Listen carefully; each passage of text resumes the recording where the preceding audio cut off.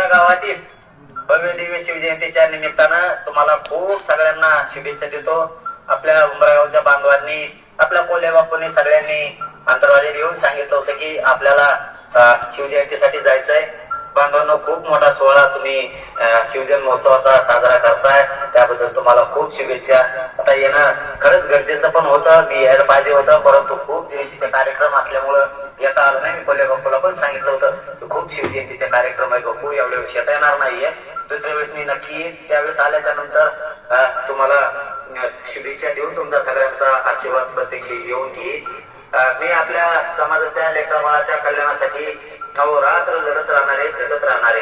हे सांगण्याचं कारण एवढंच आहे की कधी काही माझ्याकडून सप्ताहासाठी किंवा लग्नासाठी येणं झालं नाही तर मायबाप समाज नाराज होत जाऊ नका. कारण काय झालंय, हे सतत उपोषण केल्यामुळं पोटात अचानक आग होती, आग टाकतं आणि जास्तीचा प्रवास केला तर आणखी जास्तीचा वेदना आणि त्रास होतोय.